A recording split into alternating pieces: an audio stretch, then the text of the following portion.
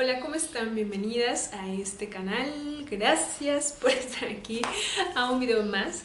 El día de hoy estoy vistiendo esta blusita con unas bulbitas y unos aretes de útero que les muestro porque pues, me hacen feliz este tipo de cosas. Vamos a comenzar. Hoy quiero hablarles de la historia sobre cómo me lesbiané. A ver qué les parece. Que es una historia que yo creo que conté demasiado en años muy atrás y que ahorita ya no tanto. Entonces, pues se los quiero contar. Esa es la idea de este video. Toda esta historia comienza por ahí del año 2008. En el año 2008 yo estudié en la universidad. Creo que en ese año aborté. Ajá, en ese año aborté. En el 2009 salgo de la universidad. Estudié Ciencias de la Comunicación en la Universidad Nacional Autónoma de México, en la Facultad de Ciencias Políticas y Sociales, etc. Ahí estudié Ciencias de la Comunicación, convencida de que yo lo que quería hacer era estudiar periodismo, pero ya en el transcurso de la licenciatura pues me voy hacia la comunicación política, que es una de las 5 opciones que hay de manera terminal. Está comunicación política, organizacional, publicidad, periodismo y producción. En ese entonces nos enseñaban a hacer campañas políticas. ¿Yo me metí por eso? No, me metí porque había teoría política y de la democracia y de las instituciones, o sea, muy de allá. Además recuerden que la universidad es totalmente liberal y entonces adoran la democracia, que la democracia pues básicamente significa el poder de los pocos hombres, no hay otra cosa ahí. Yo era creyente de esa teoría liberal y leíamos a John Rawls y bueno, terrible. Que además debo decir que en esa época comunicación política era un área muy de vatos. O sea, había más hombres. Espero que ya no. O quién sabe, porque al final si te enseñaban a hacer campañas políticas, pues quien quiera hacer esa basura, pues los hombres, ¿no? De ahí salgo. Y mi primer interés es dedicarme a la participación política, o sea, sociedad civil. Sociedad civil, como lo que les decía en la historia que no nos contaron, muy desde las ONGs, no crean que autonomía. No, muy desde las ONGs. En el año 2009 se comienza a conformar Ímpetu Centro de Estudios como un proyecto mixto. Sí, sí, sí. Sí, sí, sí. Sí, debo decirlo, pues les digo derechos humanos, democracia, instituciones, participación política, comunicación política, pues vengo de ahí. Digo que a la par tenía esta relación con Pepe, y mis 2 amigos eran Juanito y Panchito, o sea, mi mundo era totalmente masculino. Pero conforme comienzo a conocer qué pasa con respecto a las organizaciones colectivas, conozco a mujeres y conozco a mujeres feministas, obviamente desde un feminismo liberal que nos podíamos esperar.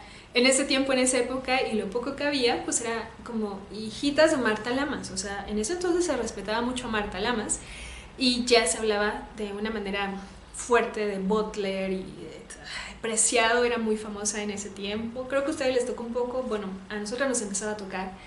Y eso les digo que fue como el año 2010, 11. Comienzo a conocer mujeres que sabían algunas cosas de feminismo, o muchas, ¿no? O sea, para mí en ese tiempo era demasiado. Me acuerdo que todavía en ese momento, en el año 2011, me toca una pregunta que fue muy famosa en los años 80, al menos aquí en México, en la Ciudad de México, que era: ¿tú qué feminista eres? ¿Eres feminista de la igualdad o eres feminista de la diferencia? O sea, en ese tiempo todavía se hablaba de eso, o sea, no hace mucho.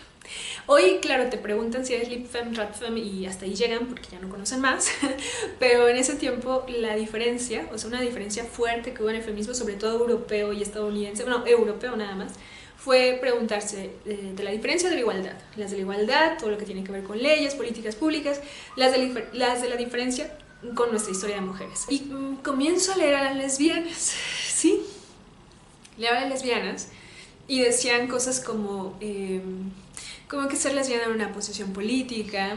Y yo dije, no, pues estas están locas. Y dejé de leerlas un rato, o sea, como que yo seguí mi vida heterosexual, o sea, ¿qué pasaba? Entonces, bueno, ya había cortado con ese noviecito de la universidad, había vivido un duelo de esos dramáticos y ya después había salido con una cantidad importante de hombres, pues sí, esa es la heterosexualidad, un uso sexual sobre nuestro cuerpo, y ya había llegado a un punto de reconocer la violencia como pude. O sea, no a un nivel de conciencia feminista, sino a un nivel de sensaciones de yo ya no quiero vivir esto. Y justo es cuando conozco a estas mujeres lesbianas que me enseñan de manera indirecta, porque pues, a través de Facebook, qué onda con la lesbiandad, pero no me encanta. Del año 2013, o sea, ya en el reencuentro, o sea, ya habían pasado 2 años a partir de 2011 y ya, ahí digo no, sí tiene lógica lo que están diciendo. Hace 2 años cuando las escuché me parecía demasiado, pero ahora me gusta. Me comienzo a acercar a 2 de ellas y pues no crean que fue como un flechazo así loco y mágico el enamoramiento, sino que sí fue un asunto como experimentar, ¿no? Me acuerdo que me acercaba mucho a una de ellas, cuyo nombre nunca mencionaré, y decía, yo me interesa conocerla, me interesa que seamos amigas, pero también como que siento atracción, pero no sé si es atracción, pero quizá no es, o sea, como bla, bla, bla, bla. Y la situación se da, así que comienzo a andar con ella. Pero no crean que dije, ay, voy a ser lesbiana por posicionamiento político y entonces voy a andar con ella. No, yo empecé a andar con ella pensando, pues soy bisexual. Sí, soy bisexual, es lo que me pasa. Entonces no hay ningún problema. Ella decía, sí, eres bisexual. No hay ningún problema. Es más, hasta me decía, tienes que politizar la bisexualidad. Ya después nos reíamos de esa estupidez porque pues ni al caso, la bisexualidad es heterosexualidad. Pero pues en ese momento de autoengaño donde estás colapsando con tu lesbofobia, etcétera, sí te da consuelo decir soy bisexual. Pero pues no, ¿no? Entonces eso me permite ir explorando a un nivel sexual, a un nivel político, etcétera. Esa experiencia. Pero no era suficiente, quizá, ¿no? Porque pues, sí, ¿cuántas mujeres han experimentado con otras mujeres y no se lesbianas? Lo que va pasando ahí también es un proceso ligado a mi autonomía. Yo vivía entonces con unas roomies muy cerca de Bellas Artes, en un lugar muy bonito, la verdad, que recuerdo con mucho amor, porque también mis roomies eran lesbianas, pero todo se dio en esa cuna de la lesbiandad para que ocurriera. Y ellas, pues les pidieron el departamento y dijimos, pues hay que separarnos, no hay bronca. Yo había vivido poco con ellas, no tanto, ya había entonces pasado por varios departamentos, porque bueno, yo no nací en la Ciudad de México, soy foránea, como le dicen ahora, y pues ha sido una vida de mudanzas, básicamente. Entonces, bueno, nos vamos a separar. Entonces yo pensé, bueno, podría buscar otro sitio donde estén rentando un cuarto y ya, no hay tanta bronca. Pero contagiada por el proceso que traía esta chica, que era pues mi compañera, que decía, no, me voy a vivir sola. Y me acuerdo que consiguió, no me acuerdo cómo era, pero un cuarto terrible. Un cuarto terrible que estaba como en el jardín de una casa, viviendo en cierta delegación ahí lejos. Pero una sensación de libertad, como no tenemos roomies, ella vive ahí sola, o sea, maravilloso. Y yo dije, no, pues me voy a animar. Sí, me voy a animar y pues nos alimentábamos ese proceso de autonomía y me fui a rentar sola en la delegación Venustiano Carranza, que está en un departamento mini. Bueno, todos los departamentos en la Ciudad de México son miniatura, pero era muy chiquito y tenía como una cocina inexistente, yo creo que era una pared, un bañito, y tenía como una salita chiquitita, un cuarto contiguo que era la recámara y una azotehuela, o sea, el lugar donde puedes tender ropa. Entonces, y me fui a vivir sola, estuve viviendo ahí sola unos 2 años. Que ligado al proceso así de descubrir una lesbiandad, de explorar el placer entre mujeres, que bueno, me parecía, o sea, cuando yo probé la lesbiandad a un nivel sexual dije, ¿qué demonios? Yo de aquí soy, o sea, ¿cómo he vivido tan engañada que pensaba que lo que vivía con los hombres era placer cuando ni al caso? Entonces, bueno, ya lo había explorado, pero al mismo tiempo había un proceso de autonomía. También en ese momento conseguí como un trabajo de consultoría, entonces una empresa me contrató para ir a hacer diagnósticos de violencia en planteles escolares, en Durango, en Zacatecas, en Veracruz, y bueno, iba yo con mi cara de susto a pedir permiso, que si por favor me daban, porque además querían todo en instrumentos cuantitativos, o sea, cuestionarios. Y ya me ven diseñando el cuestionario, me ven yendo ahí, y con eso, ¿no? Entonces me pagaban muy poco, como por el proyecto que yo creo que debieron ganar como cientos de miles de pesos. Yo le poquiteaba como 2,000 pesos mensuales. y de eso vivía. Entonces eso más un poquito de ímpetu que iba despegando, pero casi no, o sea, ímpetu en realidad fue un gasto para nosotras hasta hace muy poquito, que a duras penas como que sale al quite los gastos que genera tener los cursos, que genera hacer las actividades, pero durante muchos años fue gasto, gasto, gasto. Me acuerdo que un tipo en mi vida heterosexual me dijo, ¿por qué estás gastando tanto en este proyecto que no vale nada? Y yo, adiós, adiós, tonto. Y bueno, continué.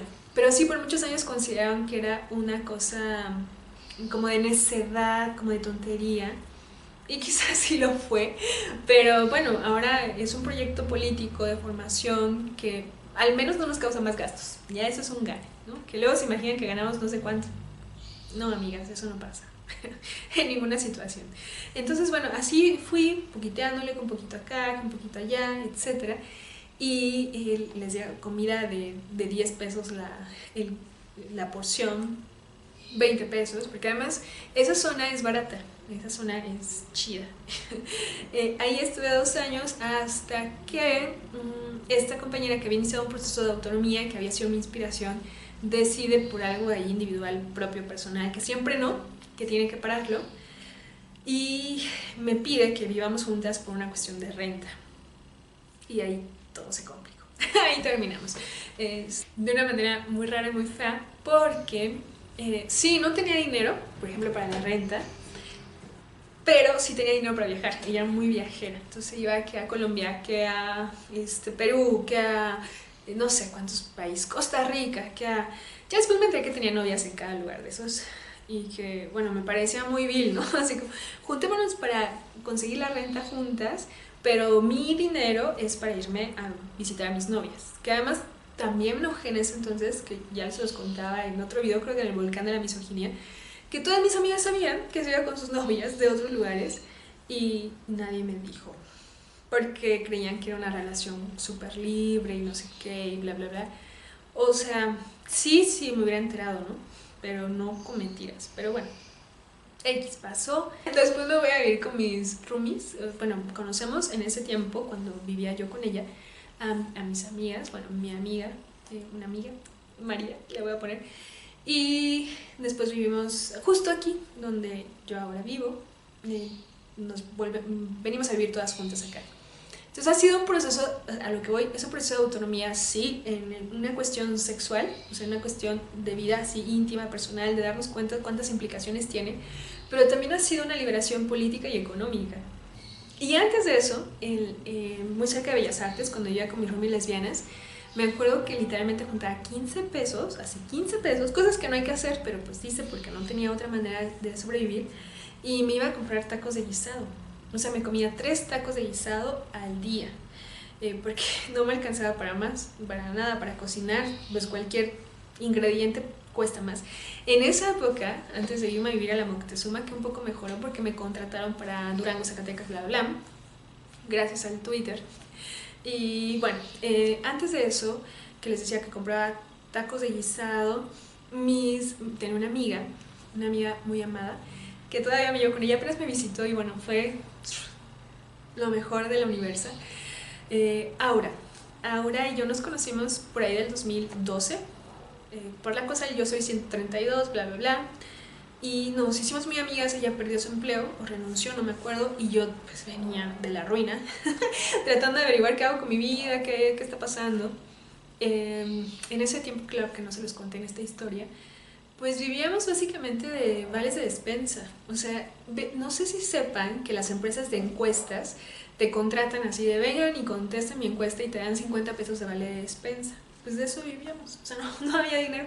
Entonces nos daban vales de despensa, no creo que muchos, así 300 pesos, no, te dan 50 pesos, a mí me dan 50 pesos a Aura y 50 pesos al novio de Aura, que entonces era mi amigo, pero ya no le hablo a hombres.